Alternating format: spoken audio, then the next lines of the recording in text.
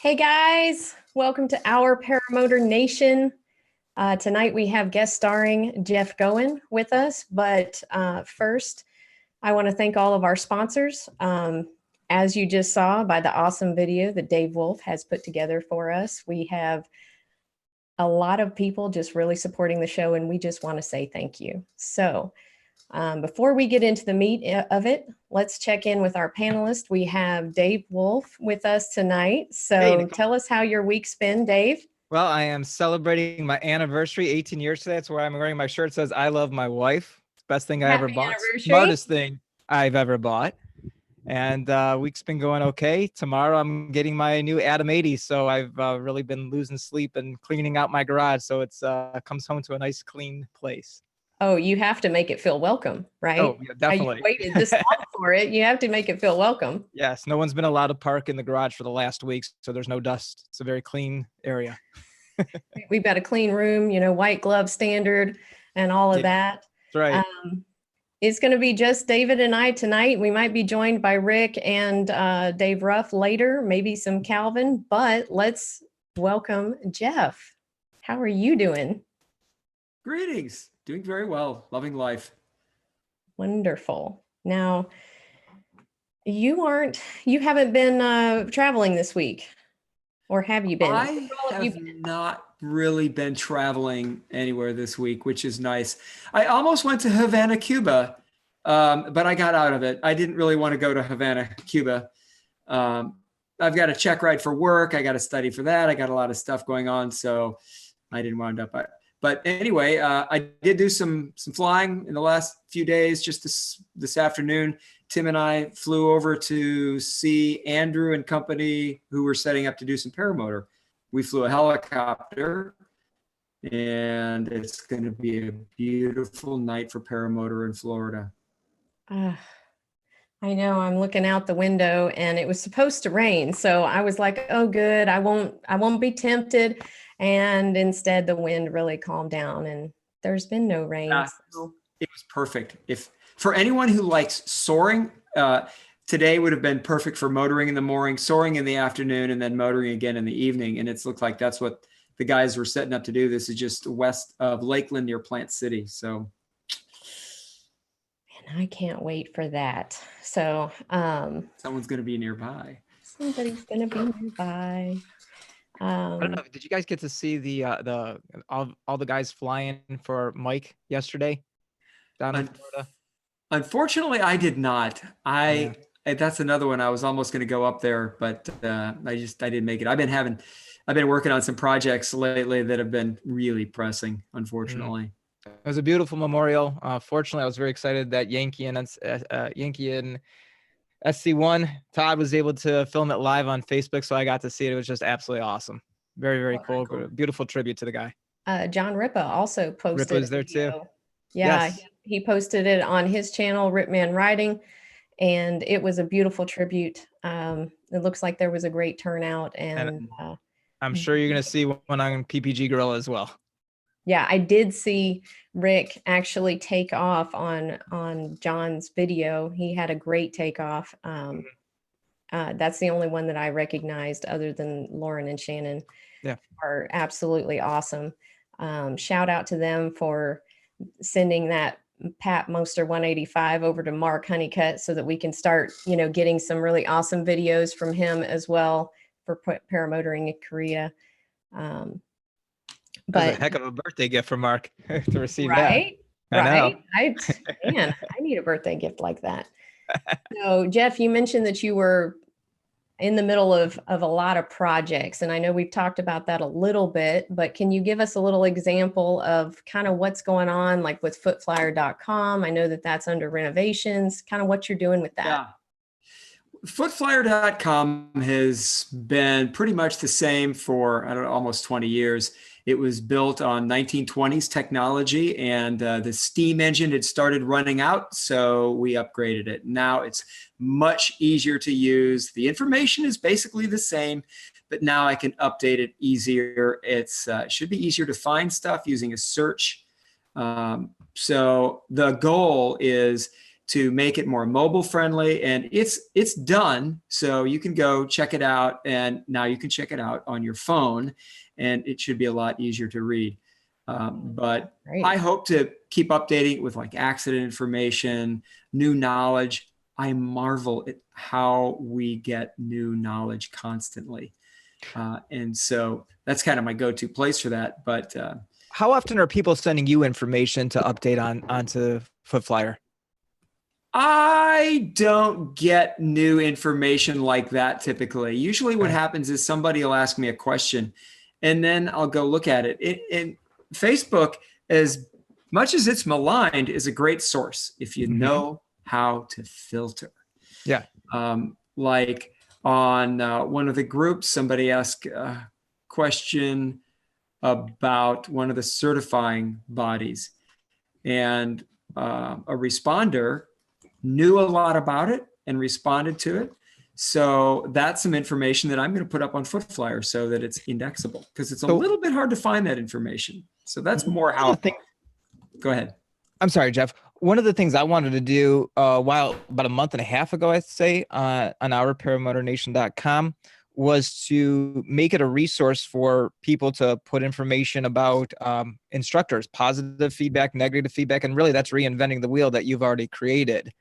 And how often do you see people going to Footflyer? Or no, that's more of USPPA, isn't it? Yeah, you can find out about it. There is no like star ratings system for instructors. We're hoping to get a feedback system in place for USPPA. In fact, there's some other things going on potentially with insurance, and one of the requirements will be for that feedback system to be in place. USPA is just a few volunteers. We only have one person that we pay to do the membership administration. The rest of it is 4 of us that do everything, and Tim. So we need a feedback system. And I think what you're going to do is a great idea. Categorize it. Ask objective questions. People will be reluctant to say anything negative about their instructor. In fact, the way that our feedback system will work is that the student, before they can get a rating, will have to do a little survey, and they will answer objective questions. How many landings did you do to within 40 feet of a target? How many flights did you do on tow before your first solo? Now, that's not required, but it's good information to know. How many flights did you do before you got your rating? And if we're getting the wrong answers to that, the instructors aren't doing their jobs. There's some other areas where we then have data. We can go back to the instructor and say, hey, listen, these things are there because they're known risks to the students. The riskiest part of paramotor seems to be learning. It's at least in the top 3. So let's try to, and I love what you're doing. Let's get some and be objective and encourage people to use it. Unfortunately, I think it's really not it's not gained any ground on this website, and I'm not sure if it ever will, but there definitely needs to be some sort of consumer report of instructors out there, whether they're USPA or not. Right. I mean, that's one of the biggest questions you see is on Facebook is a new person coming in and saying, what do you think about this person out here in California? Or where can I go over here? It'd be great if they could say, hey, let's go look at, and whether it's someone that said, hey, yeah, here's my name, or they went in confidentially. Right. Well, and I get a lot of those questions, and really there's only one guy I steer people away from that I know for sure is extraordinarily risky for the student, just because they leave training with, probably over half of them get almost no training. And so they're now a danger to themselves. But otherwise, outside of that one person, I hear good and bad about every instructor. More good about some for sure, but instructing is very difficult. So some of that firsthand knowledge is good. And to the degree it can be put out there, that's awesome. Absolutely. Now, I know on the USPPA website, like where you can look for instructors, it has like how many students they've trained in the last 12 months and all of that. But some instructors, like they're not extremely on the internet, or maybe they don't log it. That's something that they're having to do themselves, right? That they have to go in and increase. All the instructor does is issue the rating. So if the instructor is issuing the rating, and if an instructor is not doing ratings, it doesn't mean they're a bad instructor, right? But it's more up to the student to find out. So if the instructor is issuing ratings, at least they're in the program and they would be part of this new objective assessment. They're going through the syllabus. And if they're not going through the syllabus, we want to know it. So that's the value. That was something we added for the same purpose, so that students could get an objective idea of whether or not to expect a complete run through the syllabus. It's like a checklist. I mean, we do checklists on the jet because humans are forgetful. And instructing is very difficult, and it would be easy to forget things. And that checklist is meant to make sure the instructor and the student sign off on saying, hey, we did all these things. Absolutely. I know from my own experience with Rod, I mean, he's very tight on the syllabus and everything. And it really paid off. I'm telling you that my experience was awesome. So, and it has continued to be, great. He's continued to give me continuing education. So I have really appreciated that. I know both Reason and I have, and, going with him and Leslie to Utah was amazing, and getting to free fly with them. And that is very cool. If you can do that, wow. I'm sorry? Do you do much free flying? I have in the past. I have not as much lately, just because of opportunity. But when I have had the opportunity, it's probably been several months. I would prefer free flying over motoring. If you give me a hill, a mountain, and a motor, I may motor in the morning, but I'll be more inclined to free fly in the afternoon. I don't do big air. I'm not into that. That has kind of a sketchy record. But if it's more in the middle of the deck, yeah, I'm into it. Actually, the coolest flying I've ever done is free flying. One was in California or in Mexico. The other was right here in Florida. There is Yeah, there's a place I go. In fact, if you look up a video, it's where I'm kiting up the motorhome. But yes, I've seen that. It was done sort of a humorous training video about how you kite around obstructions, but sometimes you can kite over the obstructions. Oh yeah, I watched that. In that condition, you can soar. Now, you better be on your game, because the condition that makes it soarable is only a few miles per hour for what will blow you back over onto A1A. Not to be taken lightly, but it's some of the most fun I've had, where you're going in and out of the lift band, picking up sand. It's magic levitation. No, oh man. Let me get a little bit better at my game, and then it's on. The key is wing handling, high wind wing handling. In laminar air. Start off in laminar air, and then go to where you get some gusts in a situation where getting blown downwind isn't bad. Right. Yeah. No, but anyway, back to training. That you were right on to. That's a benefit of going to an instructor who can go through the syllabus and who is actively giving ratings. Now you have at least one data point, but those other data points about getting information from fellow flyers, fellow students is awesome. Well, and with your renovation of footflyer.com, you're also doing a revised copy of the PPG Bible, right? Yes. This book is like the end all and be all. If you don't have it, to our viewers out there, if you don't have it, you need it. I don't care if it's version 5 or 6, it will save your life. Just saying. You know, it's interesting. So I'm working on version 6. Tim and I both are. I mean, I'm doing and we have just made the biggest change that we've ever done. Oh, there you go. We've been on Cork Express, which, you know, in the 1920s was the way to go. But the industry standard layout program is InDesign, and there are a lot of benefits to going to InDesign. One thing is, from the ground up, it works better. I can index across chapters so that it works better in the printed version. It'll work better because the cross-referencing is going to be better. Secondly, in the online, there'll be an ebook version of it, and that will be natively done from the ground up. So there is actually an e-version, but it's so bad I don't advertise it anywhere, and I don't want people to buy it. I looked for it. Yeah, I'm just saying I did. I looked for it and couldn't find it. Version 6, when it comes out after version 6, then I'll get that online, and that'll be worthwhile. I think that'd be great. I mean, just a quick search and get right to what I need to look for. Yeah. And the other thing that required, though, was redoing a lot of the illustrations. So I learned Illustrator, which I used CorelDRAW. So I have redone a lot of the illustrations.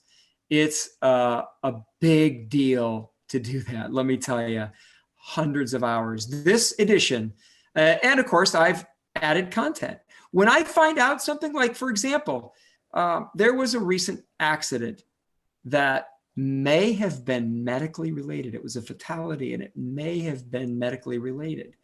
I don't know for sure, but it made me think, well, yeah, what would you do if you were up flying and you felt yourself passing out?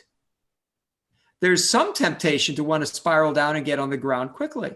That makes some sense. But if you're about to pass out, spiraling may make you pass out. It may hasten the process. And now you're in a potentially stable spiral. Well, that entails fatal forces. So it's just something to think about. And I've added that in chapter 19, which is largely situational emergencies, where you have time to think. Hey, I'm in a situation, but I can think about it. What are some considerations? And so I added that. And there's probably been a couple dozen other things that I've added, modified, and improved. I've done a lot of work on the Airspace chapter.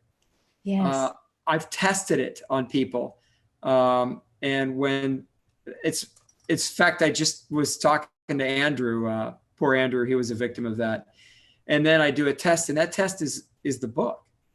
If you don't answer those questions correctly, well, I'm going to do some things to make it more clear, because really what we have to know about airspace isn't that involved. It really only takes maybe 4 or 5 pages. And the big thing is the illustrations. The rest of it is outliers on knowledge. So we've spent a lot of time on that stuff, and largely it's done. But when that means it's done is kind of a relative term, because now we got to go through and do all the indexing. And then there's the proofing. Edition 5 we got it professionally proofed. We're going to do that also for edition 6. It's very time consuming. And all the while I've got some other projects that I'm really passionate about. So still involved training. And one of them is the Paramotor simulator. Anybody who has seen Rob Catto's Paramotor simulator, the virtual reality thing where you put the mask on and you are completely immersed in that world, and it's a very cool world. Well, the flight dynamics of that are going to get better, much, much better.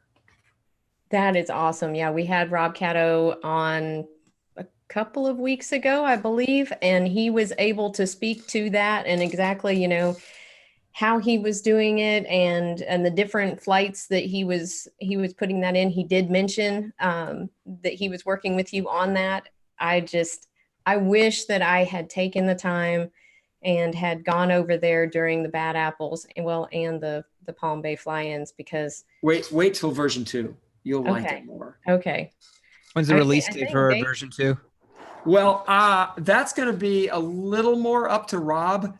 I'm actually putting some weird stuff in it, like a radar altimeter, an attitude indicator. There's going to be a vertical speed indicator on the side, an airspeed tape on the other side. So Rob's won't probably have that, but the code will be there if he wants it. And so that's going to be more up to Rob. I'm going to go out there probably in a couple of weeks. And so now, will version 3 require you to record with a GoPro and be able to touch your apps and play music as well while you're flying safely? Because that's what's important. Wouldn't that be funny? What do they call that? Mixed reality. Yeah, I don't think I'll be doing that. Oh, all right. But the version 2, because one of the big things was we had a limit before of like a 70-degree bank, and you couldn't ever go over the wing. Well, those limits are gone. There are still some things that'll crash it if you do, but you can pretty much hammer it. And the flight dynamics are such they're more realistic. And I think that you'll be able to do some things like you can slow the wing down basically to a stall. Now, like a real wing, it spins real easy. It also goes berserk and freaks out the program at some point. So yeah, I got to work that out. But it'll be fun. Well, that's awesome. And then for your PPG Bible, you're holding a contest for the cover? Oh, yeah. Yes. So let's see. Hang on. Hold that thought. A prepared person would have had it there. So now we've got, let's see if you can see that. Everybody says, is that you, Jeff? Well, it is a Jeff. But it is the famous Jeff Hammond, adventurer extraordinaire, who's now recovering nicely. He just had some surgery for something else. And he's been on there for the last 2 editions. And he took the picture. Jeff Hammond takes gorgeous pictures. And that's why he's on there, because I had told Jeff, so hey, you know what? Tim and I, we're going to go out and we're going to get cover pictures. It might have been with Phil Russman as well. We're going to go out and get cover pictures. Oh yeah, what are you looking for? And I told him what I was looking for. It's like, well, I want a picture of the pilot real big, but then behind him, I want to see the whole paraglider, not just the pilot, but the whole paraglider, so they see the whole craft. And Jeff says, oh, well, I think I have some of those pictures. Really? Well, if you're willing to let me use one, that'd be awesome. So he sends me some pictures. It's like, I'm not going to do better than that. Right. No way. I'm in Illinois at the time. No, that was in Florida. We were in Florida. So I'm going to use the best picture. It doesn't have to be anybody. It just has to be the best picture. In fact, I have never been on the cover of the book, so we'll see. Now I got a new camera rig, and I've improved it. It's got a GoPro out at the end of an extension arm that I can move out, and I have it set, and I recommend people try this.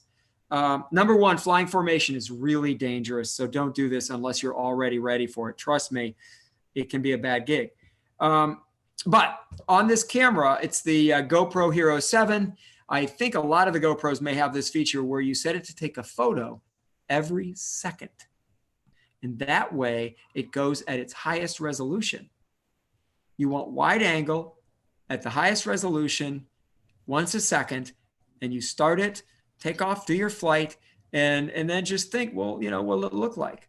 High shots tend to be better a little bit. If you have a long, straight, cool looking feature, that seems to add some spice. If you're in a bank, that kind of adds some spice. It's cool if we can see your feet and your hands. And then we can see someone flying behind you. Those seem to be the pictures that I really like a lot. Now, I've gotten some that it's like, well, that's not what I want, but it looks really cool. So it's not like there's any hard and fast, but those are the most likely picture will probably meet that criteria. Do you have to be able to see the pilot's face? Well, you don't. Like the first Jeff is looking at the camera, and that's cool. But another one that looks cool is, let's say you're in a bank and you're looking towards the direction of turn. Now, it'd be nice if it would be like this, so you can still see basically both eyes, but the pilot's looking in the direction of the turn. That looks cool. So, I've learned that hard and fast rules are not a good idea, but these are just some suggestions I usually stop on one of those pictures and say, wow, I like that. I posted, if you go to footflyer.com and click on that, I posted a picture that I liked a lot. It won't be the picture. It was done before I did the new camera rig with moving it out far enough to get the feet. Well, that was an awesome picture. I mean, that was of you. Yeah, that was cool. Right? That was Tim. Awesome. Tim flew the I think. Yeah, that was Tim. Okay. So Tim doesn't like to fly close, because here's the thing about that formation picture. You got to be close. If the camera pilot is flying with these settings the way I just described, the second pilot needs to be close. And it seems to generally be more interesting if, let's see if you can see this. So camera rig, second pilot is below him a little bit, and you're in a bank. Well, that takes some getting used to. Yeah. So this didn't look as good. I did some of those where I was flying right behind him and I peeled away. I didn't like that as much. I looked at those shots. It's like, I don't know why I didn't like them as much. But if you're in really tight and you're below him, and now you get the whole second glider in there, it's awesome. And the bank adds a lot. Doesn't have to be a steep bank, just some bank. It's like add some action to it. Are you looking for specifically foot launch or trike, or does it matter? One more thing, cross your feet. Yes. Yes. I'm ready for that. Jeff he's looking relaxed, but he's got kind of the spread eagle thing. You see that on my screen?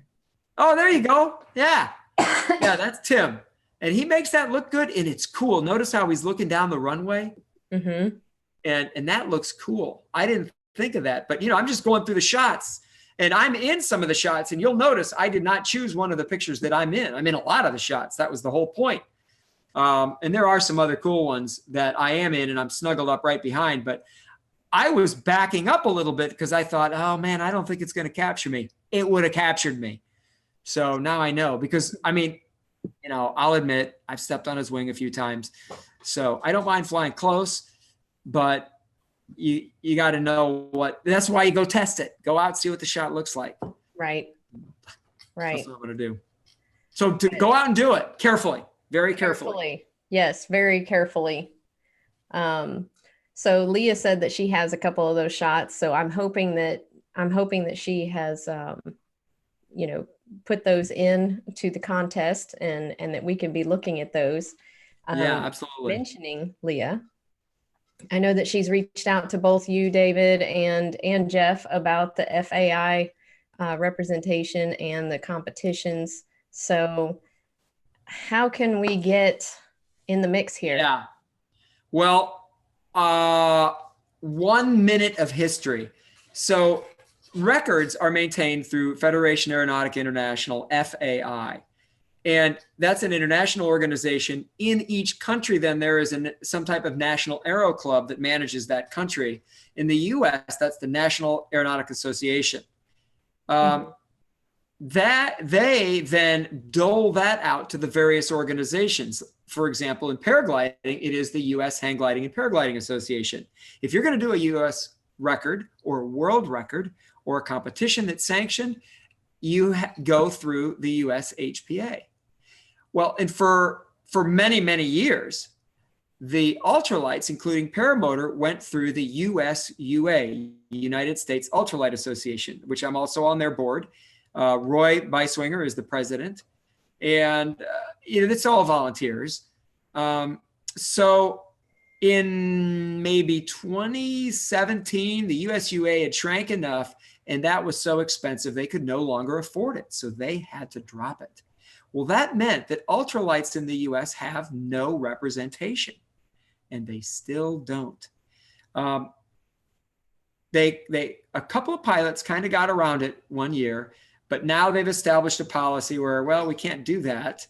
So we're going to require that you be FAA certified. I didn't even know this until I talked to Leah. She called kind of desperate about this. She wants to go over and compete. She wants to do records in the US, and I would love her to be able to do that, of course. So I called, I've worked with the people at NAA. I wrote our program to get observers in the USUA to be qualified. I've served as an observer when we had a couple pilots. Dean Eldridge, he did a record flight. I was his observer. I was observer for a couple other things. And so I've been involved in the process. But we don't have a big presence of competition. We haven't had a competition in a few years. So it just hasn't been that big a target. And now when Leah called, it rekindled the fact that, yeah, we ought to have representation.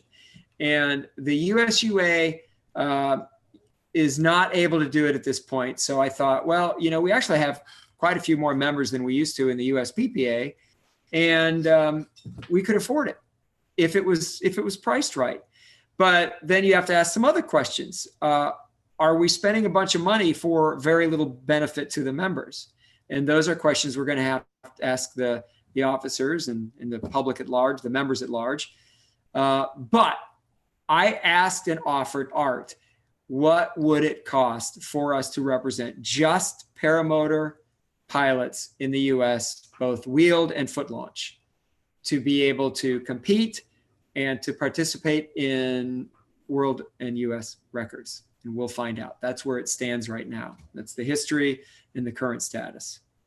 Okay, 4 so minutes. they would have to, the thing about like a distance competition, I mean, you'd need everybody to fly the same path, right? Because if they don't, like if it's just miles, like say you have to fly a certain number of miles, well, flying miles in the mountains is different than flying mountains across Kansas.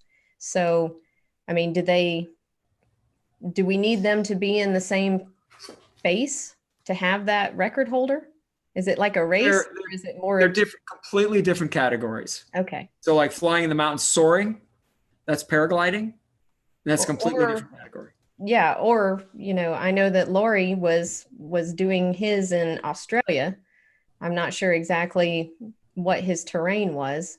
I think right. He was in the middle of the bush, but when you compete or when you go for a world record, you have to look at what the records are, how they're defined.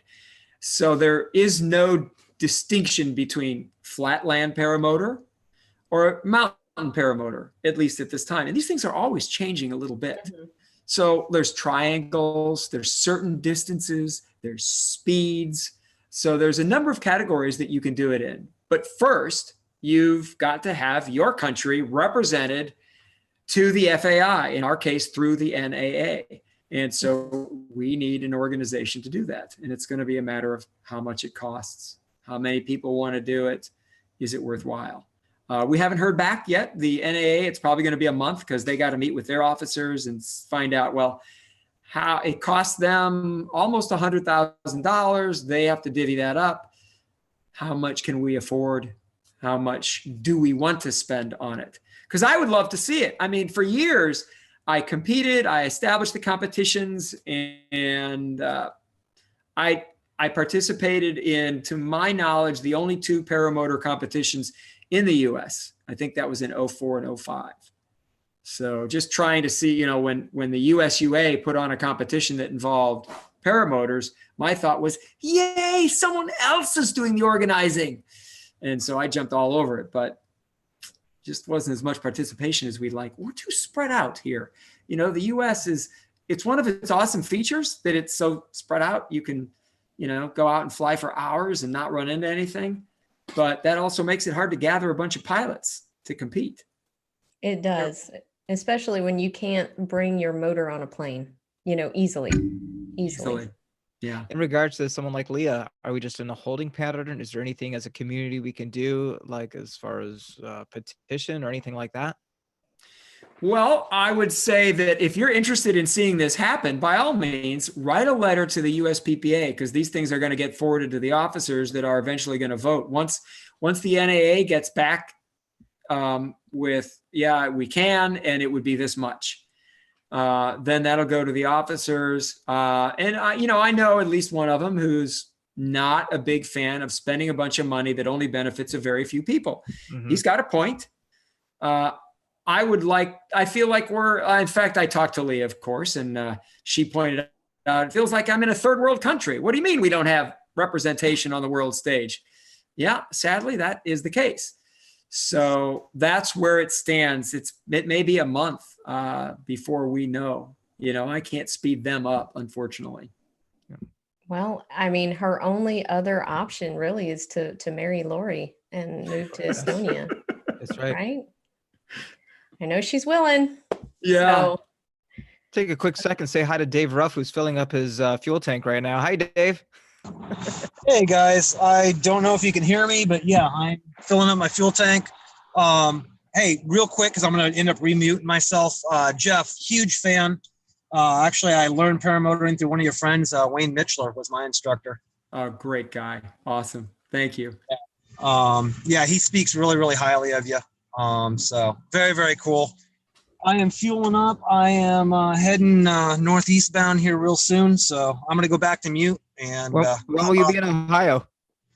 I will be in Ohio really, really late tomorrow night or very, very super early Tuesday morning. All right. Well, I guess you're not going to be coming to my house for the rest of the show, are you? Oh, well. No, actually from here, you're going to see me get a hamburger and then go back, and I'll be back in my RV.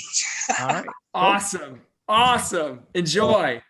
Absolutely. Anyway, huge fan. I'm here, and I'm listening. So if I have a question now, at least I know I can speak. Okay. Thank you. Awesome. Have fun. Oh, that is, we are definitely missing him this evening.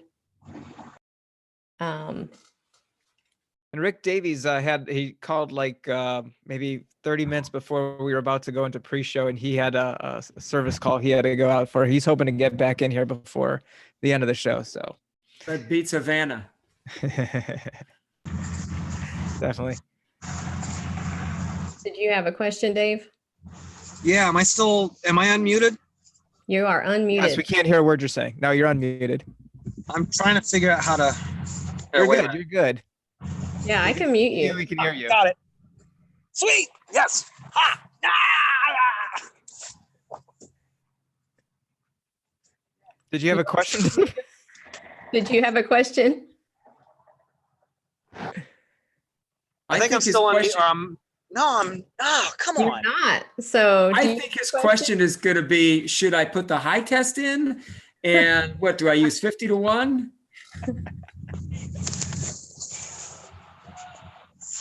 Oh, please, let's not get on the oil and gas. All right. debate. So, Oh no, Jeff, Please. no, we don't want to go there. Jeff, Let's there's something not I'd do like you to do. And it Okay. was one of my favorite episodes on Anthony's podcast. And that was it 3 minutes? 3 minutes on airspace. 3 Would you minutes do it on again? Airspace. Absolutely. I loved hearing it. And I've gone back several times just to listen to it. I'm like, got it. All right. Nicole. Got it. Yeah, I wish I had, if I had a little more planning, I'd have put a graphic up, but that's okay. All right. So let's see. Let me get my watch going. It's the 3 minute airspace. It's 40 right now. All right. We start off with where we want. Did you want Nicole and mine and Dave's participation in this to answer your question? No. Absolutely. I don't mind at all. However, it's easy, Nicole. Any participation you do does not count against my 3 minutes. Okay. Okay. I'm going to mute myself. So the basics of our airspace is thankfully very simple. If you remember that we launch from the ground, that's G airspace. We launch from the ground, we need a mile and clear of clouds in G airspace. And then if we go up to 700 or 1,200 feet, we get into E airspace and we need more visibility up there. So almost everywhere in the entire country, even under most of the B and the C airspace, if you could find a legal place to fly, you're launching in G airspace. G for ground, you need a mile and clear of clouds. If you climb up to 700 or 1,200 feet above you, above the ground, you're in E airspace. You need 3 miles and more cloud clearance. That's about 90% of everything you need to know. Throw a dart at a chart. What kind of airspace are you in? G airspace. And you're in that G airspace up to 700 or 1,200 feet. And now you're in E airspace. Think E is everything else because it goes up really high. We don't care about the specific numbers. It's really high. You can't breathe up there. It goes up to the overlying. If you're like in a big city around Chicago or so, and you got the B airspace around you, that's the big airplanes go there.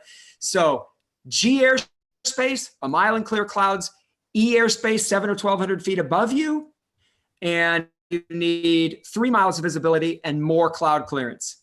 How do you tell if you need the 700 or 1,200 feet? Well, that's on a sectional chart. Don't worry about it until you get to looking at sectional charts because you're probably in G airspace.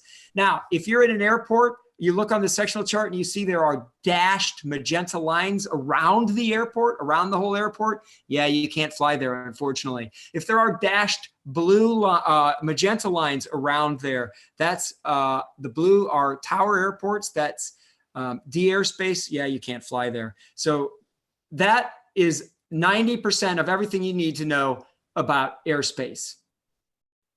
I think that was under 3 minutes. How did I do? It was way under 3 minutes. So for the house that we're looking at purchasing, and we can definitely cover this in the after show.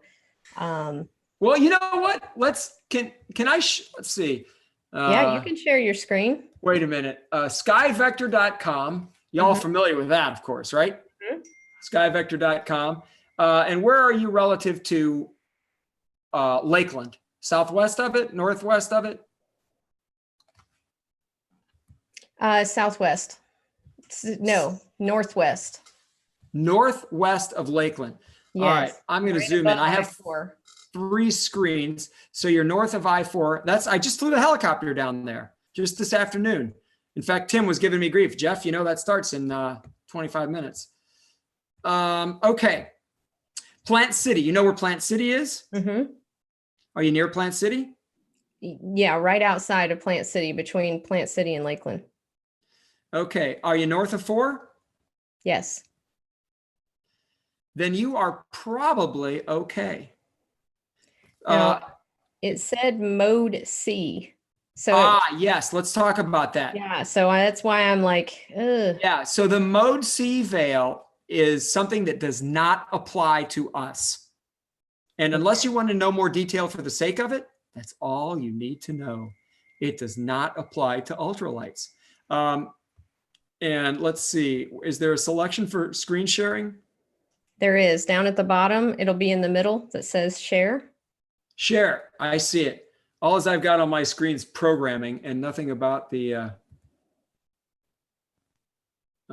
project. Let's see. So screen 1, that's this one. So let's see if I press share, if you can see this map. If all is going well, you're going to see a map come up and there's some green dots on it. Do you see that? We can see your entire screen. So can you make that big? Can you make that full screen? In Bigify. Yeah. Can you? There you bigify go. that? Now, do you see my mouse? I see it. All right. The mouse right now is moving around the spot that you're talking about.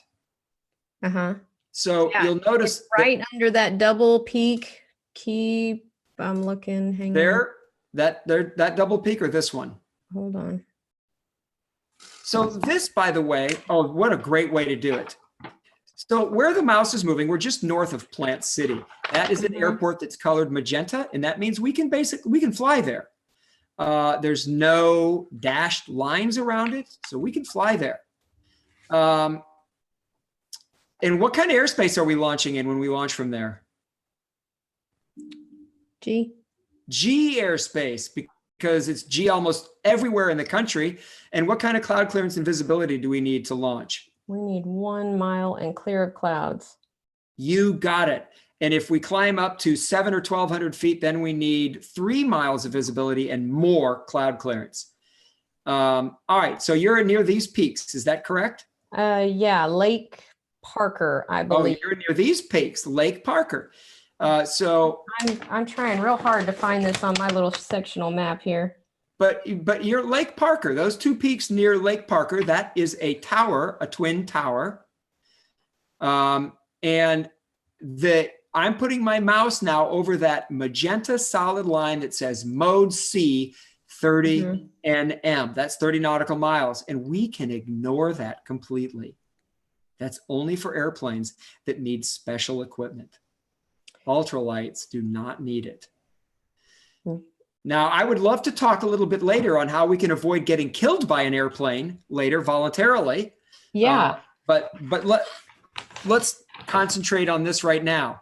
So if you see where my mouse is, you see Lake Parker. We're at Lakeland. For those that are listening on audio, I'm looking at skyvector.com. Lakeland Airport is LAL. If you typed in LAL and go, it would take you right there.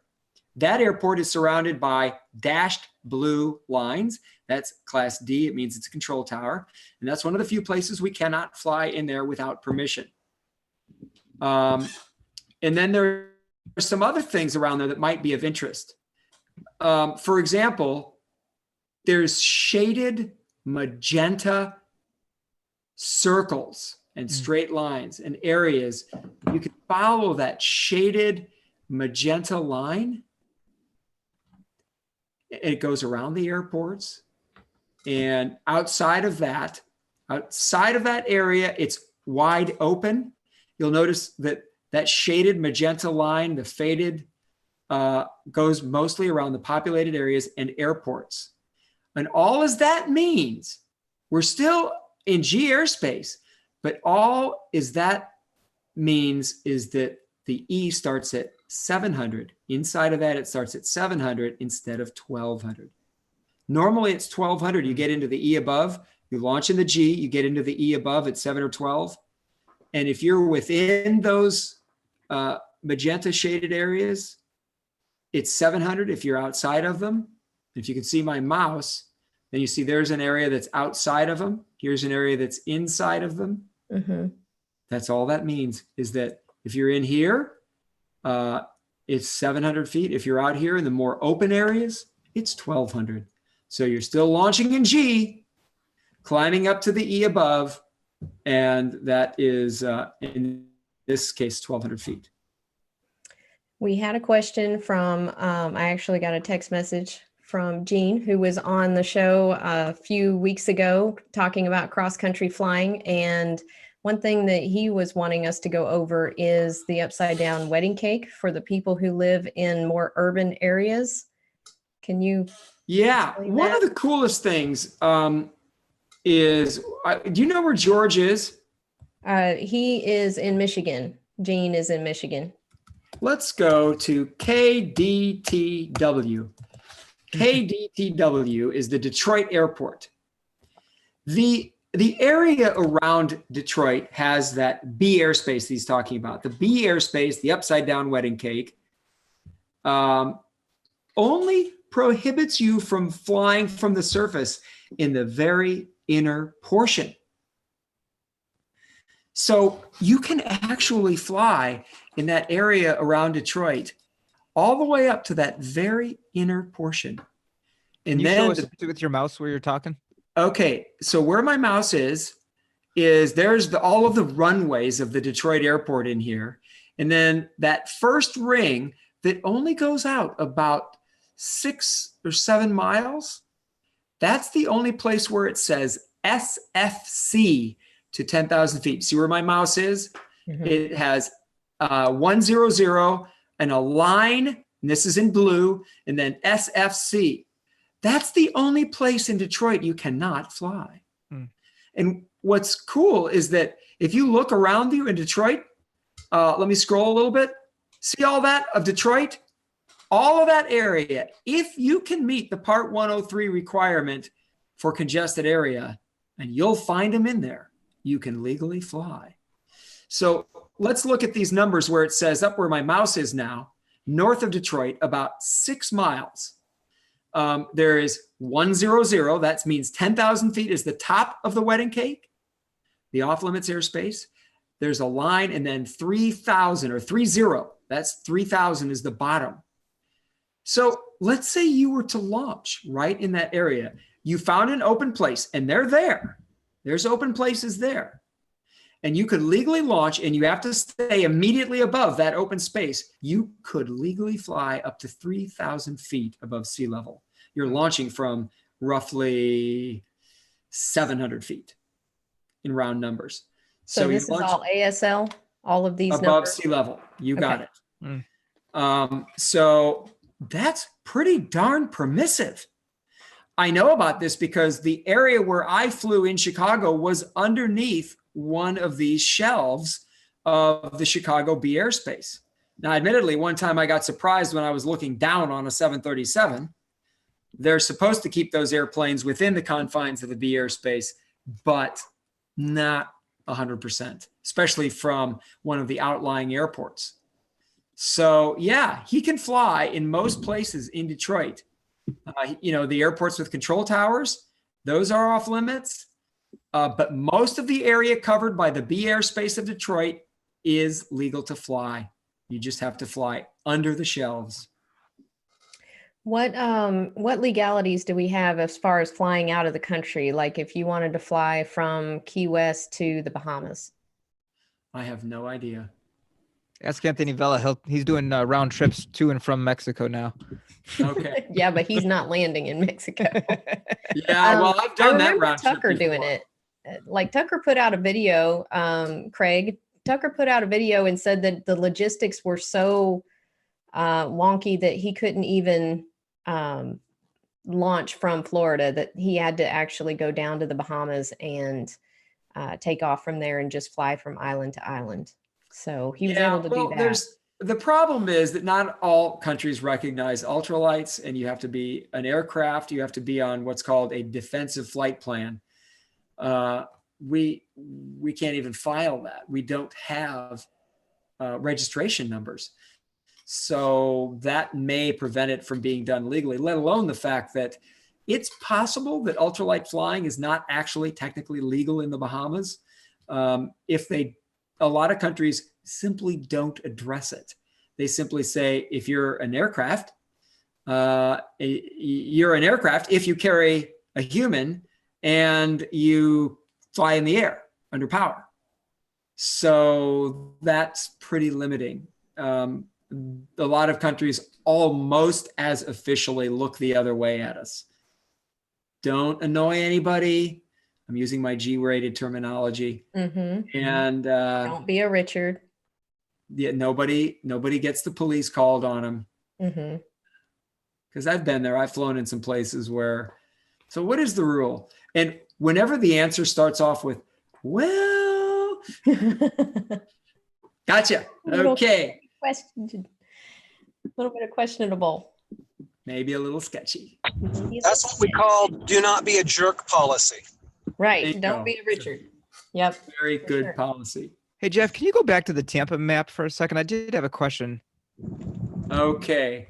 Tampa is KTPA and go. All right, there's the Tampa map. So I'm waiting for it to come up on the screen here. The little zoom in. There we go. And when we were looking at it before, I think it was over to the right.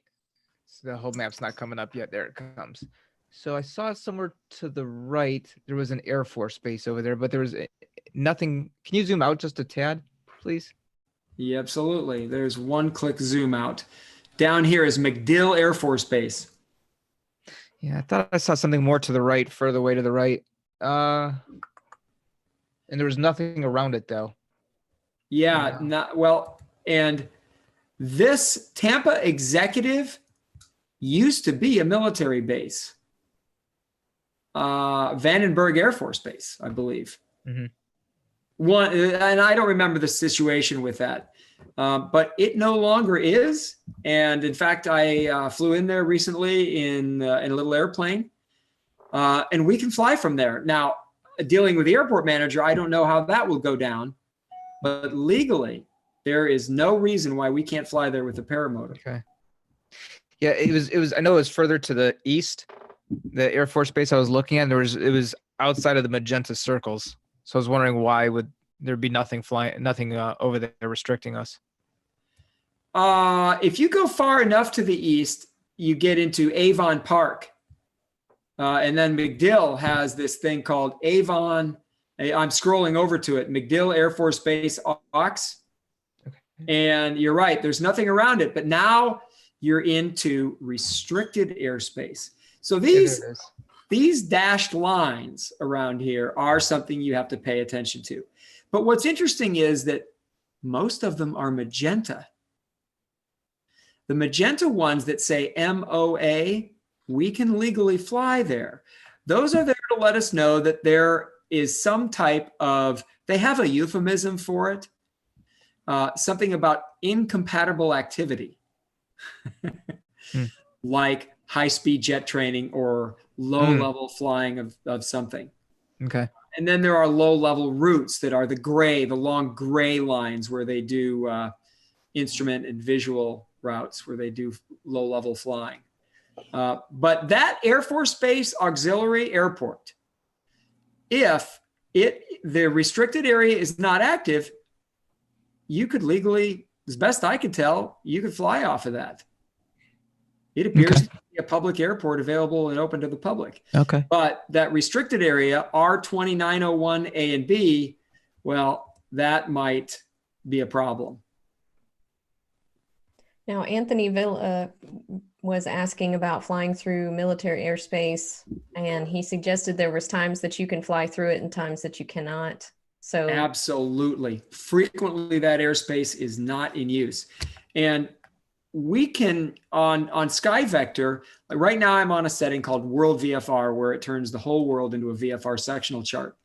If I go over here and I turn that to the Miami sectional chart, now it'll take your screen a bit to do this, but you can go look at the bottom or top of the sectional and it will show special use airspace. So see this area over here? These are control towers, Class B, special use. Down here is the military airspace. So I'm zooming in on this. And this down here will tell you when it applies and what altitudes. So like, look at here, this 2901 is up to, but not including 14,000 feet. 2901 A and C. Intermittent.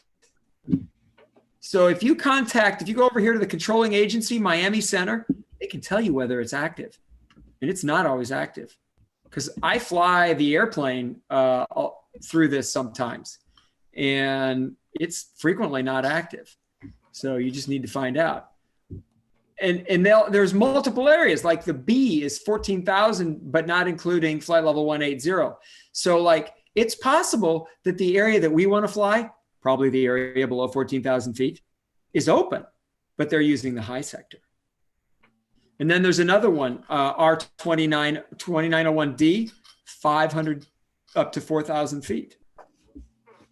So sometimes you can use it, but you better know what you're doing. And it's a good idea to be on record as calling flight service 1-800-weather brief, 1-800-992-7433, and saying, hey, listen, I plan on flying an ultralight here. My name is Jeff Goin, and the airspace appears to be open, but I'd like you to double check for me. And they'll probably ask you some questions. Well, where's here? How high are you going to go? When are you going to launch? So that's some other advice that might keep you out of trouble. Well, you mentioned when we first started talking about this, about the how to not run into airplanes or allow them to run into you. Do you have any special advice for us? The thing that I'm talking about is ADS-B. ADS-B is an electronic system. You can Google that, ADS-B, that is required to be in every airplane by January 1 of 2020. We've already got it in our helicopter and airplane. And in fact, just today we're out flying with it, and we're using an iPad in the helicopter, and the equipment in the airplane and the helicopter communicates with the iPad. So I see traffic. And in the airplane, I see traffic, but only if they're equipped with either a transponder or one of these ADS-Bs. But here's the cool thing. I talked to a company, UAvionics, and I was asking them about using their drone device. This is a transmitter that goes on a high-end drone and transmits the drone's location so that people in an airplane would see you. And I said, well, this would be for an ultralight. I said, well, they're not certified for manned aircraft and that these drone ones. I said, well, we're not certified either. So, well, and he's kind of, well, so let me ask you this. If I bought one of these things off of your website, do you care what I put it in? No. Okay. UAvionics. Just saying. I plan on getting one of these at some point, and you got to get a battery and set up a few things. But theoretically, now the airplane will know you're there. The jet will know you're there, and they'll get a traffic warning. In my airplane, I get a traffic warning if I'm coming up on somebody because it's constantly transmitting its location and altitude. Well, wow. If you're flying in a busy area, it could be a lifesaver. Yeah, absolutely. I mean, especially, that would be something that, like we've talked about several times about those of us who fly out of airports and even, ones without control towers and all of that, but one of the major things that we have, like in Fernandina, is that the general aviation pilots are worried about us crossing their path, and right. This would make it a lot safer and maybe ease their mind and might even open us up to more flying sites or more airports would be friendly with us. They would be friendly. That's the key. I've been to a lot of general aviation airports, and I've only run into one time where the guy was trying to tell me I couldn't fly here. And generally speaking, you do a lot better if you could say, I know the patterns. I know you do left traffic to runway 5. I'm going to stay on the other side of it. And, I operate under FAR Part 103. And if you say those kinds of things, it's sort of the right buzzwords, and you'll get a bit more greased experience. If you say, and by the way, I have ADS-B, that is just one more thing. I don't know if it'll matter.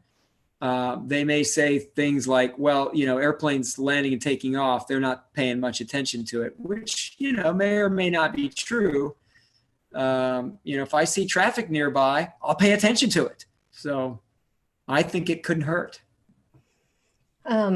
Now, is the altitude, Yankee in South Carolina 1 would like to know if the altitude without mode S or mode C is encoded into the ADS-B. Yes, that is one of the beauties of it. It used to be that you had to have a transponder with this mode C, it's called, which reports the altitude. And that was kind of expensive and not very portable. They weren't putting those things on drones. So now with ADS-B, it reports everything. Okay. Was there anybody that had any other questions for Jeff in the sectional chart before he, while he's still sharing his screen? Go ahead and put it up in the chat so that he can answer that. I think you could have episodes and episodes on how to read Sky Vector and all the information in here. Oh, absolutely. Well, one of the, as long as we've got it up here, I'm going to zoom out a little bit and go down here to an open section of it. All right, now, what is in front of the screen is a whole bunch. You can see the water on the west coast of Florida and on the east coast of Florida. I'm zoomed way out. And the vast majority of all the airspace that you would be launching from is G. Class G. G. I got to unmute. G. Yes. Okay. Sorry. It's Class G airspace. So you look at that, even the military, it's Class G. Now you can't launch in the military airspace, but it's still Class G airspace. It's restricted military, that one area in the middle, but the rest of it, you can launch from it. So these charts, they look daunting, but when you break them down, and that's what I do in the book, I take it, and the new version, I break it down, I think, even more clearly by taking out some of the confusing pieces, and you see that really, it's not that complicated. It's all G with E above it. The whole chart is almost all G with E above it. And then you get into the exceptions. But even those, we can fly in much of the area that has circles and shapes around it. Like, for example, this chart that we're looking at, it has these dashed, or these not segmented, but hash marks around the military areas. Those are all MOAs. There's only the little restricted airspace blue in the middle that's off limits. Otherwise, we can fly. We want to look at that. It would be nice to know if they're flying jets at 300 feet in the Lake Placid West MOA, for example. But we're legally allowed to fly there. No, that's awesome. Even commercial aircraft has to go around that restricted area in the middle there? Probably. Yep, we get routed around those a lot in the 737 when they're active. Oh, because if you were to zoom out even further, not that most paramotor pilots would be interested in this, but offshore, there are some military areas, a lot of military areas. If I go back to World VFR, it'll show you go up to North Florida, and in this area where people don't fly because they're afraid of the water for really good reason, these are all military areas, and we frequently can't fly through them. So we'll route us around them. That's awesome. It's interesting. No, that's really good to know. On the Partha wanted to know, and I'm trying to find it here now. On the UAvionics, is it sky beacon or tail beacon? I guess there's two. That is their main product for, I believe, experimental aircraft at this point. The product that is priced for us and is designed to be more portable is for UAVs, for drones. So I don't have their website up at the moment. UAvionics, it's spelled with an X, and Sky Beacon is their main thing. But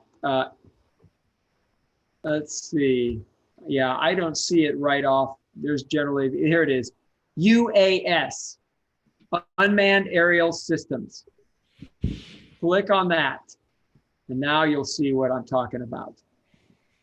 Unmanned Aviation Systems. And, these are the big drones, but you get this, and you feed it the right voltage with an antenna, and it's still probably going to be about $1,500 when I priced it all. But you could put that in a little container and drop it into your bag and turn it on, and now the airplanes will know about you. Jeff, there was a request here from Anthony D. Peregringo, and a lot of people, including myself and Nicole, are saying, yes, you should drop everything that you're doing right now and just make a program that says red, we cannot fly there, green, we can. Just simplify it all. Wouldn't that be awesome? Ripa definitely wants you to do it. Rip Man Riding. Yeah. Fortunately, it changes all the time. Well, the idea is the program would be connected to a database, the FAA database. Somebody could write that for sure, but I definitely have my hands full. I'm starting to end my sentences with semicolons. That's the end of a line of C programming. So that won't be me, I can tell you that. However, if I keep at it, there may be a really cool paramotor game in the future. Yeah. Absolutely. One of the episodes we'll go back and watch over and over and over again. Yeah, I will have to, because I do have, I don't know if you can see this. Yeah. I do have it here. Absolutely. And I did find that, I mean, the internet's great, but I did find that actually sitting down and, having this was awesome. Yeah, there's some benefit to paper. Yeah, Plus, it was awesome. when they expire, it makes great gift wrap. Well, I'm going to use it as wallpaper. There you go. Yeah, pretty much. I use it on a cork board or something. It'd be awesome. You're doing a lot of paramotor traveling where you've had so many sectional charts, you can paper an entire wall with them. I'm telling you. And that is the name of the game. I want to travel. That's what I want to do. And I want to visit everybody and come and fly in your area. So absolutely. And I can't wait to come down and fly with you and Tim. I'm looking forward to that. So excited for that. Did anyone have any questions specific for Jeff that they wanted him to go over? Well, Jeff, we were talking before the show about an idea about recording devices. And, we don't want to do anything. We want to keep government as far away from us, FAA as far away from us as possible. And, but, there is some value in having a GoPro or some sort of recording device with you at all time, just like a little black box in the cockpit. What are your thoughts on that as far as, why we should, what benefits would that have after an accident or even a mishap? That's not a huge accident or even a fatality. Well, it has immense value for knowing what happened, both for the pilot and for the community. I mean, it's sad. It's a little bit morbid to think about the fact that for the paramotor community, we learn a lot from it. And, I hate to say that there's a lot of times when there's a fatality, we have no idea what happened. So it's a great idea. I know that it's kind of hard to think that way. It's like, well, I'm not going out to have a fatality, but I suppose, and if you want to, number one, if you want to know what happened, because most likely just something happened, wouldn't it be nice to know? There's some value there, but yeah, I think it's a great idea. There's been a couple of recent accidents where some video was very helpful in knowing what happened. And I'm a huge fan of let's use data to learn, very much into evidence-based understanding of whatever it is, because I can be wrong. It's one of the things about critical thinking. The first thing you realize is how wrong you can be and how fallible memory is. Yeah. Tucker started this series. I'm not sure if he's had one recently, where he was looking at accidents that happen on videos and how to prevent them. And it's great because we can learn from each other. No one should ever go out thinking, hey, I'm going to explode my YouTube channel with a bad landing or crashing into a cornfield. Right, Dave? And, but, they happen and we learn from them, and not just from the fatalities, but the small accidents too. And that's how we learn and keep everybody else safe from them. Mm-hmm. Yeah. Great idea. Go ahead, Nicole. I got you, Dave. I got you. Oh, he's in the cornfields now. There he is again. Oh, there he is in the trees. Oh, just can't keep Dave out of the trees. I'm telling you. Keeps Dave reminding me. has more takeoffs than landings. Jean asked, and we definitely don't want to promote any type of dangerous or anything that's going to get us attraction, right, by any of the authorities. But is there anything, Jeff, that you can think of that has not been accomplished in a paramotor? Boy, well, Tucker seems to be the one that's pushing the limits on that. I don't know. I mean, people have landed on boats, and I don't know how many people have taken off on a boat. That's something that, Jeff Hammond and I have actually looked at buying a houseboat. And this houseboat, the purpose of this houseboat is because it has a long flat area on the top deck. And we would take the railings off, and I have this whole design that where you get strapped on. We've got a cable across the top. You strap yourself on while you're getting ready, while you inflate the wing. You get the wing up under control, and you can either pull a release or someone can undo you, and then you take off. I don't know if that's been done. Eric Dufour, I think, may have already done it. Yeah, in fact, I'm sure Eric Dufour has taken off from a boat. He had a mast arrangement. So yeah, I don't know. I don't know either. And I just want to be very cautious about suggesting anything that could relatively be dangerous, because we definitely want to fly under the radar, hardy har har, pun intended. But props are hungry. Be careful. Yes, props are hungry. And Dave Ruff is a master stickbow archer, and I'd like to see him hit a target from a paramotor, and I think he could do it. Regardless of where the wind's blowing, I think he could do it. I think he could too. What could possibly go wrong? Not need to be. I'm not confirming. I'm not denying, but it probably has already happened, David. I'm sure it has. I'm just saying that if we put a video out there of either a bow or a firearm being shot from a paramotor, that would be a bad thing, I think. Well, it's interesting. Okay, like you look at dropping things. Mhm. So is it okay to drop things from a paramotor? Absolutely. You just have to ensure that it's done without endangering people on the ground. That's it. Well, I mean, like the circular that came out that you can't even haul a banner under a paramotor, technically. What now? What's the circular? Refresh me. I don't know about this one. I will have to look at it. I will have to. Well, so Tucker, he put out a video where he was, when PewDiePie and T-Series were having their thing. He put out a video where he was holding a banner, and he actually got a call from the FAA, and there's a circular. I think it's 103. No, that's FAR 103 dash something or other. Dash something.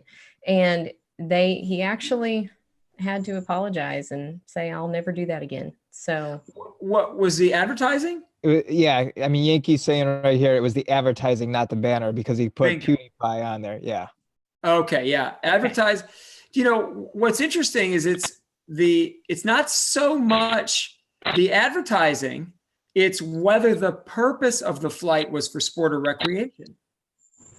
So if they're paying you to fly, or you're getting any kind of compensation for flying, well, you're not meeting the requirement of for sport or recreation.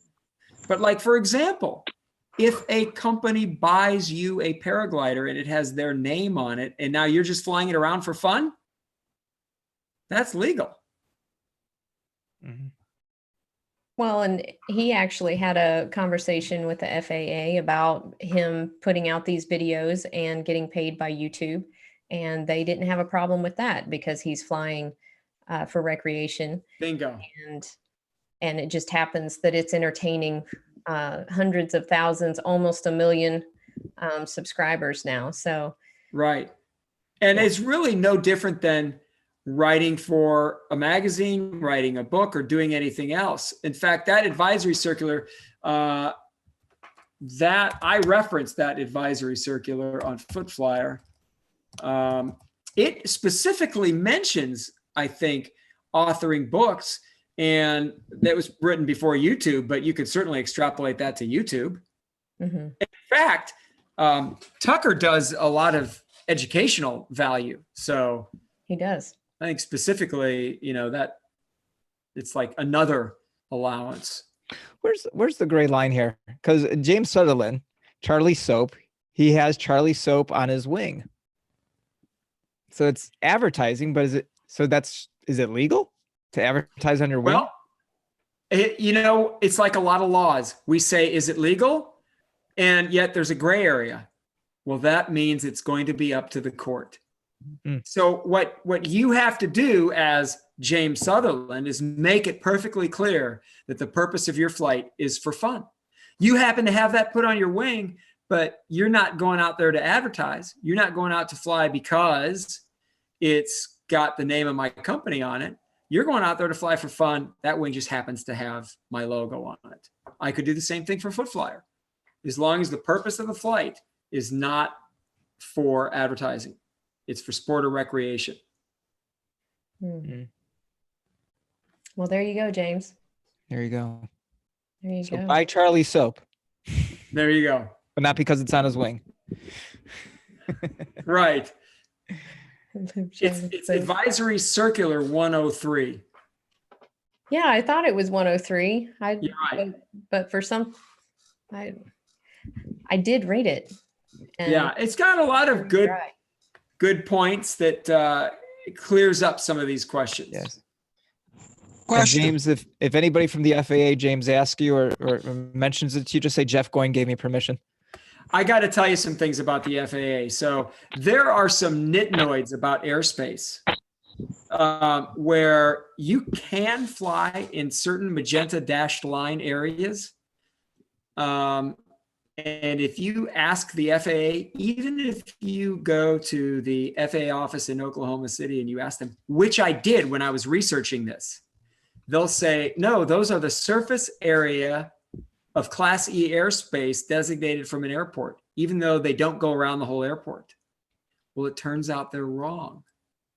That I dug into it. Someone else actually dug into it and then sent me some information to say, hey, Jeff, this is why I feel that we can fly in this area. And I looked at their sources, and sure enough, it's clear as day that we can fly in those places, but the FAA doesn't know it. They only know what they get exposed to. So you'll get a lot of various answers from FAA officials, especially from inspectors. They don't know 103. Very few of them know it. So they'll say, no, you can't fly within 500 feet of blah, blah, blah. I've been told that by an FAA person that I couldn't fly my helicopter within 500 feet of a man-made object. Like, well, that would be true except for 2 words in the regulation that you're quoting. I guess it's 3 words, except for helicopters. So they don't know these rules as well as we'd like to think they know them. Well, Anthony D. Peregrino. I'm sorry, Nicole, go ahead. No, go ahead. Anthony D. Peregrino's asking this. And I was thinking about the same thing too. So, and I know this may be minor, but every wing has a logo on it of the company. How is that not advertising for that company? If it says it has nothing to do with the advertising. Again, it has to do with what was the purpose of the flight. Okay, I gotcha. And this advisory circular talks about making it more or less clear that the purpose of the flight was for sport or recreation. One of the ways that they do that they make that distinction is, are you getting paid for it? So if you were given a wing, are you getting paid or remunerated in some way for the flight? And clearly, having the manufacturer's logo on the wing is not getting paid for the flight. Got it. If you're flying, like you get into more gray areas when you're flying for air shows. Right. When you're flying for air, works for Jen, and he right. flies Jen wings. You know, right. that's part of his job is to fly Jen wings and promote. Right. Well, now he has to be able to answer that question. Is the purpose of the flight for sport or recreation? So it would behoove people to know how the rule is written so that if you do ask a question, you can answer it properly. It's like, listen, I'm paid by Gin Wings to represent the wings. But I do this because I enjoy the flying. I do the flying because I enjoy it. And so if you answer the question that way, you're giving them less ammunition. Think of it in degrees instead of black and white, because that is the reality of law. Law is usually how we humans drive the line between your rights and mine. And the FAA has done these largely to protect the humans on the ground. Right. It would seem to me it also falls up underneath the we're not allowed to fly over congested areas. I know that there's a body of law that we're not allowed to fly over stadiums, over fairs, things that have large bodies of people. But it would seem to me that the don't fly over congested areas, well, your congested area versus my definition versus Nicole's or versus anybody else is wide open for speculation. And it would seem to me that the only way that the FAA would really come down on you for it is the degree of the complaint. Yeah, exactly. The question has been answered a few times, by the way. I have that in the book. I have that on website. So you can ask, well, so what is congested? It's like, well, it's not defined, purposefully ambiguous so that they can rule case by case. But now that they have ruled, there is some precedent. And unfortunately, it's pretty limiting. But you're right. Don't get anybody to complain, and nobody cares. And one of the ways you do that is you go up high. Nobody even knows you're there. Now, if you're buzzing around a road down low, and I know because I've done this around north of 4, there's a DC-3 just north of 4. There's a runway right there. And I've flown right around that runway. And I think about this. I try to make sure not to look like I'm heading towards 4. So I'll approach it at a shallow angle. I don't go over the road, or I go up really high where nobody even knows you're there. Yeah. Yeah, I'm much the same way on cross countries. If I've got to cut across, say a small subdivision because I don't have any choice, I'll go up high. You go up to 1,000, 1,500 feet and just make your way through it. And technically, you're not supposed to do that because it's congested. You're flying up over people. But it seems that there's also laws that you also have to be 500 foot over. You can't be 500 foot within. No, or to that law does not apply to us. It is one of the reasons why I am so passionate about keeping the government out of ultralights. Yeah. Well, just don't, and at that point out here, just don't fly the same area twice, for a week in a row or every day in a row. In fact, I split everything into about 6 sections, and they see me about once every 6 weeks. Yeah. Well, and I have a place where I go, but there's nobody around there. And I love to foot drag this curvy road, and it's a few miles from the house, but nobody knows I'm there. It's not like I can annoy anybody really. Yeah, I got one out here just like that. It's out in the middle of the country. Nobody's there. It's about 1.5 miles long. In fact, I can show you my shoe. Yeah. We all have those shoes. Yep. Yes, we do. Not to switch gears, but John wanted to know if you could speak a little bit about insurance. And the other thing is that, and I'm not sure, John, you might have to explain this a little bit.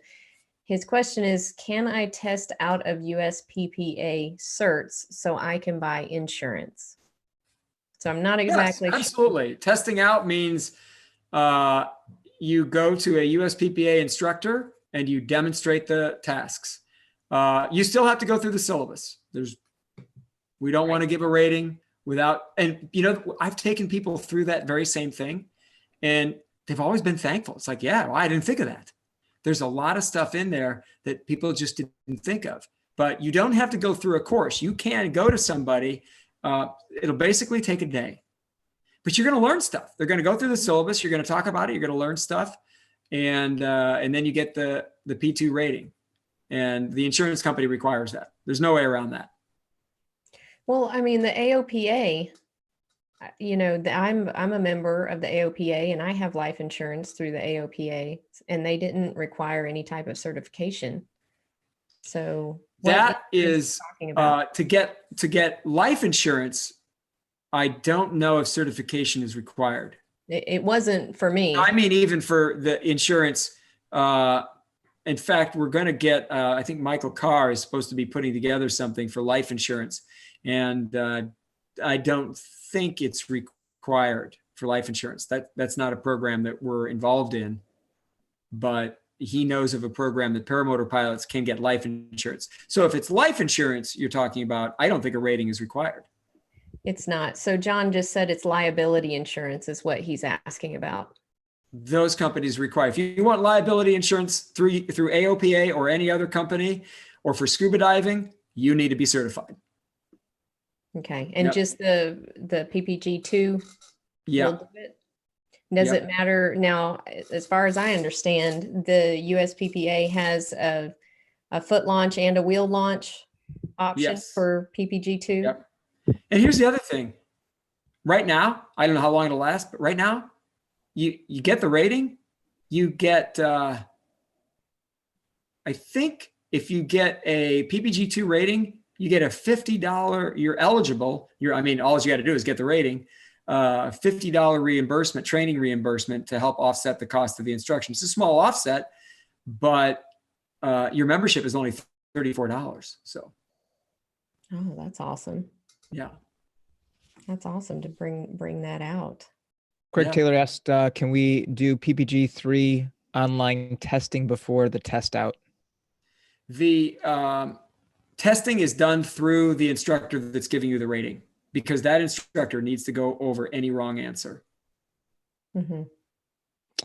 Anthony D. Peregringo wants to know, do you ever fly alone? And if so, are you broadcasting in real time your location for safety or have an alert device?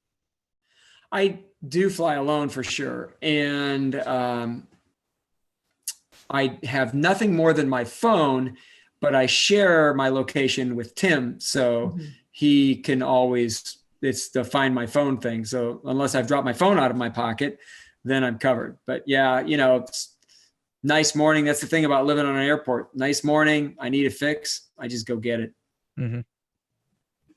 Yeah, I've only flown alone one time, and that's just not fun for me. But when I did, I call Rod and say, hey, I'm going. And that's a great idea. Well, and if you have your phone with you, then at least they'll be able to find you if you're stuck out somewhere, and hopefully you'll have service. We do have some areas here just west of the field where you'll be just fine on landing. You won't be so fine getting yourself to civilization. I don't even want to guess what critters you're going to have to walk through. Oh, yeah. We'll talk about that later. We won't go there. How about that? We'll go the other way. Won't even go there. Oh my goodness. Yeah. I was watching Dave Wolf's video where he had a motor out and he had to go through like two different there was a pastures or something. There was a stream/river that I had to push my trike through and then get through a gate that I thought might have been locked, and ended up in someone's backyard where I didn't know if I was going to make it through that. Oh no. It's nothing like what you have down in there in Florida. You would not do that in Florida. I mean, you'd have gators, you'd have panthers. I mean, especially down south in the Everglades. Oh my God, It's not that bad, but yeah, there's some places. Mostly it's not getting a vehicle back there. I mean, this is grazing land, but you're not getting a vehicle back there, and there's going to be some sloggy walking. So Rick Davies, PPG Gorilla, just had a video come out this past week where they were flying in groups, and Carl, his buddy, landed out in a swamp. He was all soaked, and Gorilla was nice. He was waving at him as he was flying overhead. That must have been a horrible walk back. Oh my God. Sick. Oh my God. Oh my God, I cannot wait. So, I mean, we've been alluding to this, or I have been for the last few weeks, and I'll just go ahead and put that out there. Reason and I are being transferred by our respective companies. We don't work for the same company, but they work together. So we are being transferred down into Lakeland, in the Lakeland area. So we'll be neighbors with Jeff and neighbors with Rick. So that's going to be awesome. So our house is on the market. If anyone wants to live in Southwest Jacksonville, in Orange Park, that would be awesome. So You can't tow that on a banner. You can't advertise that on a banner. And I don't even want to put it on Facebook because it has my address, and until it sells, I don't want to have that out on Facebook. But it's an awesome house. It's an amazing neighborhood, and my house needs to sell quickly. So I will be much closer. Can't wait to fly with you, John, Ripa, and Leah. So I'm excited. Oh, John, have we met, John? Have we met at a fly-in? I'm wondering. But anyway, so does anyone have any other further questions from Jeff before we start the after show that is recorded for our yes Patreons? And I'm late. I didn't get last week's show with Anthony up on Patreon. I'll do that tomorrow or tonight for the Patreons. I'll get that show up, that after show. But there you go. Well, I'll tell you something, Jeff. This was, I think you've been on Paragliding Talk 2 or 3 times now. And you've been on Anthony's show about a month or 2 ago, and now here. It never gets old hearing you talk. It's always educational every time you're speaking to the paramotoring community. So we really appreciate this. I go back and watch every episode at least one time. This is one I'm sure, especially watching Vector, the Vector part. I'll watch this several times. Very, very educational. We really appreciate you being here with us. No, my pleasure. It was fun. Absolutely. Yeah, really appreciate it. Thanks. Next week, we've got Larry DeSico, Para Orange Products. And I'm sure, Larry, there's a lot of pressure on you after this show for sure. You had Anthony Vella on last week, Jeff Goin. Larry, can't wait to see what you have to bring. A fact to follow. I'll tell you what, for sure. Yes. And thank you, Jeff, so much. I mean, you have been an amazing proponent for the sport, steward for the sport with the footflyer.com and with the PPG Bible and the USPPA. I mean, those 3 things have really taken this sport to the next level in this country. And from all of us, thank you so much. No, my pleasure. Jeff, I do have one question for you. Okay. I have You one. have a hat. Do you have a hat within reach? I already asked him. Oh, A hat. But he didn't. there we go. Oh, he pulls out a hat. I don't have a hat. Oh my God, I don't have a hat. All right. Every episode we do silly hats. This is pretty silly. I mean, really, pretty much you put my face under a hat, turns into silly. So. Well, sir, I can't wait to meet you. Like I said, I trained with Likewise. Wayne and Susie, and they talk a lot about you. So one of these times out on the circuit, I'll get to see you and meet you. All right. That'll be fun. Yeah. Absolutely. Thank you, everybody in the chat, for being here tonight. Really, I got a hat coming to me. What's this? Oh, this is probably the silliest hat I've ever. I don't know if I can even put this on, son. Come on, really? I'm not gonna put it on. There's no way. Here you go. What's this? He's handing me more hats. I don't even know what this is. Here. There you go. I've sent out the call for a hat, so I'm trying to get one. What is this? Craig Taylor says, is this the new Nation shirt? This would be pretty good. Every time you want to go out and fly a paramotor and your wife says, no, I want you home, you just say, put the shirt on and say, can I go now? I just put my PPG Gorilla shirt on because I don't have a Phoenix in Flight shirt. Well, or a this Paramotor Crazy Phoenix shirt. and Flight shirt, by the way. Oh, nice. This Love is it. Dave, what size shirt do you have? What size shirt do you wear? Extra large. All right, we'll get you one. We'll have you one this Okay. week. Tell you what, when I get there, I'll give you a trike flyer one too. Nice. There you go. So, what size shirt does Addison wear? We'll talk about that in the after show. Okay. Thanks, Jeff. Thank you, everybody. My pleasure. Thank Thank you. you.